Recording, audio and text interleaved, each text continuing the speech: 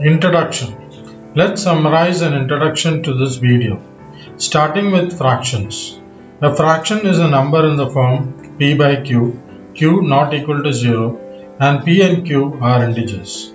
If p by q is positive, it can be used to represent a part of a whole in our daily life.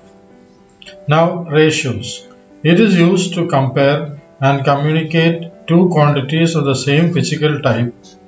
If A by B is a mathematical interpretation to compare A relative to B, the ratio that can be used in the marketplace and in business is represented as A is to B. Next, proportion. If two ratios of the different or same kind are relatively equal, then we say that the two variables are proportional to each other. Finally, variation. Now, if two variables are given to be proportional, we say that they are varying with respect to each other. Also, if we start from variation, if two variables vary with respect to each other, their ratios are proportional. Positive fractions. We wouldn't need negative fractions in this video since we are using it to compare only positive quantities. Now, hope you already know that a fraction is of the form p by q, where q not equal to 0 and p and q are integers. Now, in this video, we do not need negative integers. So, let's examine the various possibilities. If q not equal to 1 and p and q are positive integers, it is a set of general fractions. Here, p can be greater than q or q can be greater than p, which is discussed in the next part of the video. Now, when q equal to 1, p is a positive integer, the fraction is a natural number. When p equal to 0, the fraction is 0. Now at Math Pinnacle, we call this fractions pertaining to this video as whole number fractions. P taking values of 0 and natural numbers and q taking positive integers or natural numbers. Types of fractions we will be using in this video. Note once again that we are dealing only with positive quantities, at most 0. Proper fractions, when numerator is less than denominator. Here we have shown a pizza which is divided among a father and son in 5 and 1 part respectively. Hence the fraction the son had to the father is equal to 1 by 5. Here numerator 1 is less than denominator 5 and is an example for proper fraction. Improper fraction, numerator greater than denominator. Here we have shown two small size pizzas to be shared. The father gets 7 parts in a total of 12 parts from both pizzas and the son gets the remaining 5 parts. Now if we take the fraction of pizzas consumed by the father to the son, we get 7 by 5, which is an improper fraction, 7 being greater than 5. Or it can be expressed as a mixed fraction, 1 plus 2 by 5. Finally, if the numerator is equal to 0, consider the son was hungry enough to consume a small pizza before the father came home. We can express the fraction the father got with respect to the son as 0 by 6 equal to 0. This is called a zero fraction. Now, you cannot compare the son's fraction to the father's because q becomes equal to 0. And it is not a fraction within the very definition itself. Ratios. We already dealt with fractions in this video. Now, if two measures of the same physical quantity or type are expressed as a fraction, it is common in the business world and also in the marketplace that they are expressed as or communicated as ratios. Here A by B becomes A is to B. It is a way of expressing how many parts of A are there in B. Now here we take a small example of a sugarcane juice machine. Input is sugarcane and output is juice and manure. Now every measure is taken in terms of monetary terms. Here we see that there are three ratios for this particular example. Ratio of sugarcane juice to sugarcane, the input, is equal to J by SC, which is the most important one. Ratio of manure to sugarcane is equal to M by SC. And finally, the ratio of juice to manure is equal to J by M. This ratio would probably be never used in practical terms. Here we are taking a case study of a higher education institution in Kerala. Now there are students from all parts of the state, and we want to find the ratio of students from Trivandrum, Ernakulam and Kozhikode to the total intake. The total intake and the numbers from each location is given in the table on the top. This also includes the total number of students from other locations in Kerala combined. Now, ratio calculated for each location is also given in the table below to the right. Now, also note that the ratios of the three major locations and the others combined add up to 1.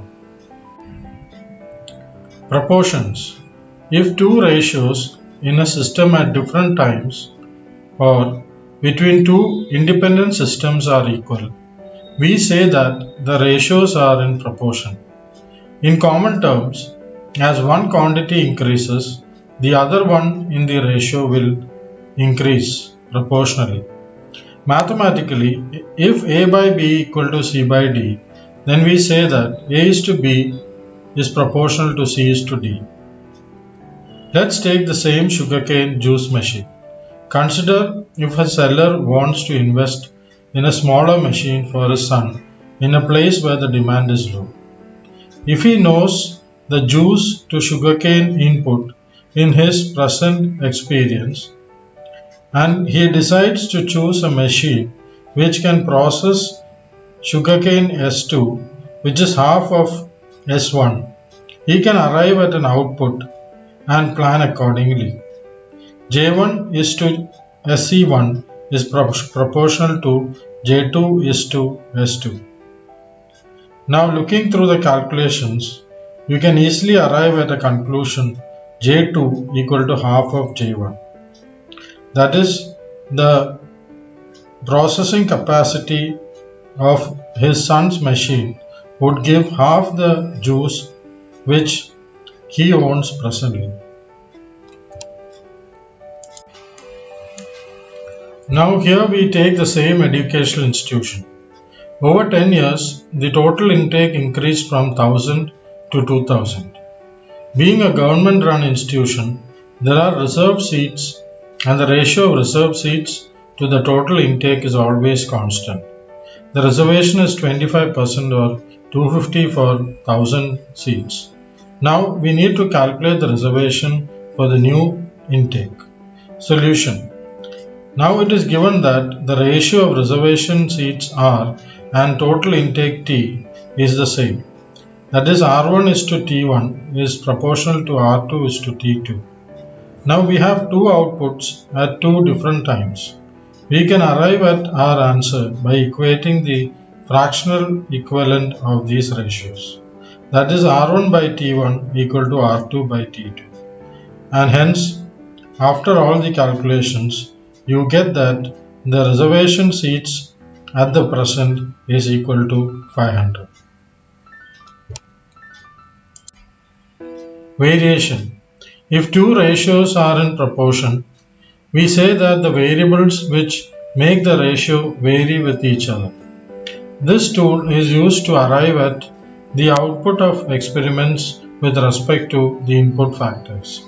Here variation can be direct or indirect and also to the degree of the input variables. Here let's take the same sugarcane example. The electric consumption would depend on the total juice output and the quality of the machine. Here the electricity required is low if the quality is high. Probably even the efficiency can be a square of Q, but here we treat it linearly, and many other factors being constant.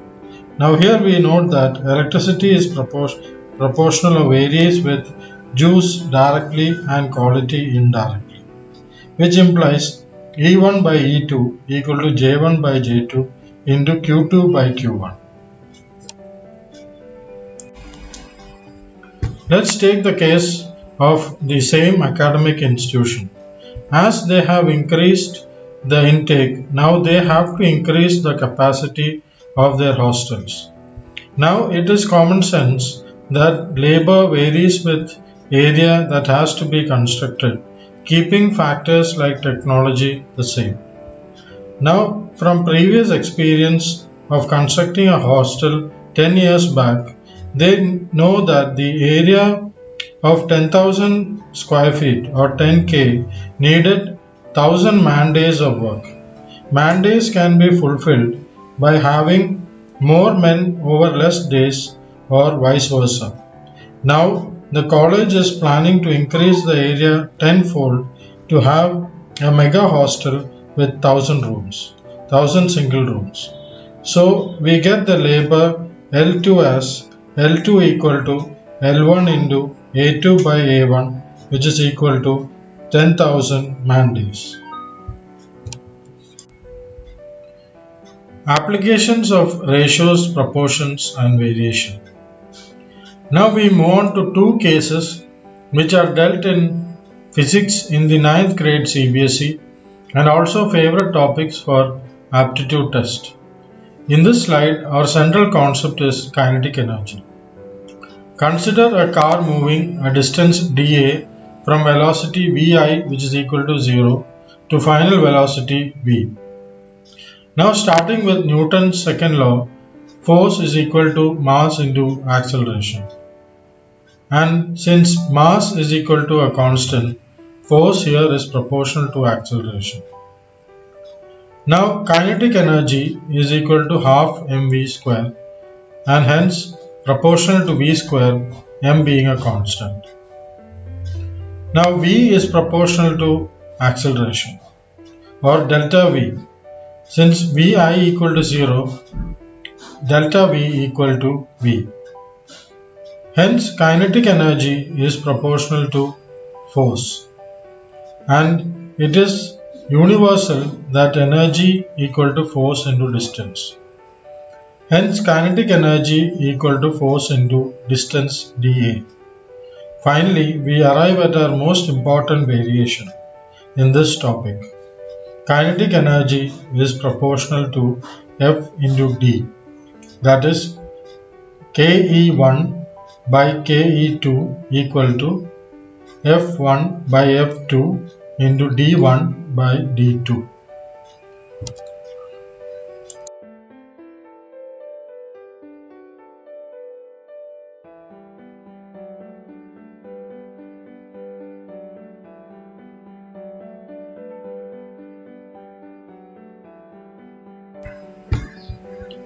Hope you have read the question. Here we need to double the speed over the same time. Hence acceleration has to be doubled. Now F is proportional to A, mass being constant. Hence we can arrive at the equation F1 by F2 equal to A1 by A2 equal to V1 by V2. Here since V1 by V2 is equal to 1 by 2, F2 is equal to twice F1 and hence 200 Newton. This is when the car is accelerating. Now for deceleration or braking, Fb, the braking force, is proportional to kinetic energy, distance remaining constant, and that is proportional to velocity square.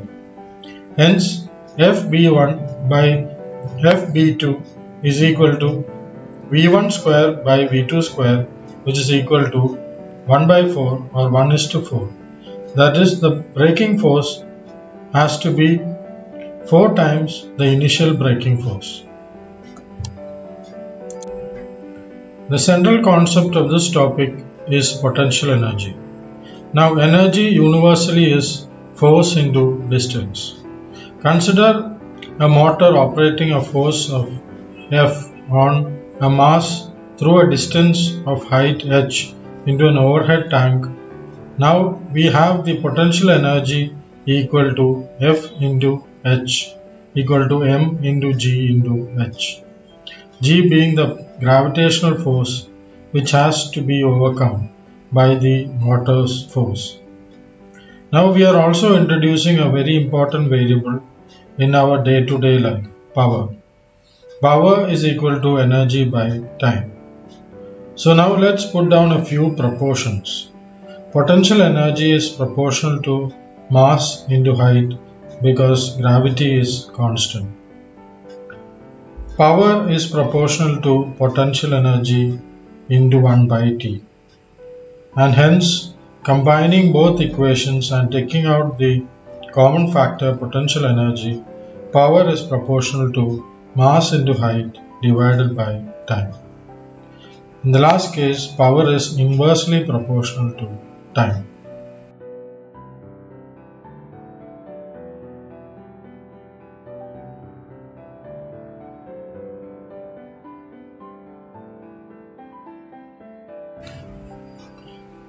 Now the hostel facility of the educational institution which was doubled, the water requirement increased from 1000 liters to 2000 liters in the morning. 1000 liters are equivalent to 1000 kilograms for water since the specific gravity of water is 1. Now they also want to reduce the time that is required by the motor to fill the overhead tank by half. If the initial motor had a power rating of 5 HP, what should be the power rating of the new motor? Here we know that power is proportional to mass into height divided by time. Here height is the same. Hence power is proportional to mass divided by time. Hence P2, the new power requirement is P1 into M2 by M1 into T1 by T2, which is equal to 20 HP.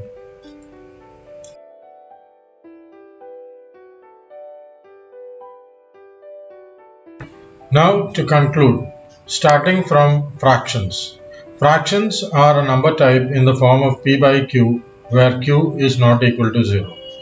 Fractions can encapsulate the entire rational number system and more importantly in this video can be used to represent and compare two physical quantities in the form of ratios as an example. Now coming to ratios, proportions and variations. Ratios are used to express and compare the measures of two physical quantities of the same kind as fractions. Here the physical quantity, which is the numerator, is a part of the denominator. Now, if two ratios in a system at two different times or independent systems are equal, the two variables in context are said to be in proportion. Finally, if the ratio of two independent variables are in proportion, we say that the variables vary with respect to each other. Now starting from the reverse order. Variation, proportion, ratio and finally fraction. If two variables are found to vary with respect to each other in a system or independent systems through experimentation, we say that the variables vary directly or indirectly to the power of the inputs. If two variables vary with respect to each other, the variables are said to be in proportion. If two variables are proportional to each other, the ratio of variables of one physical type is equal to the ratio of variables of the second physical type. Now finally we end at fractions, from where we started this conclusion. Fraction is the mathematical equivalent of expressing ratios. They can be used to solve equations with respect to problems pertaining from proportions. And finally, established variations between variables in a system under experimentation.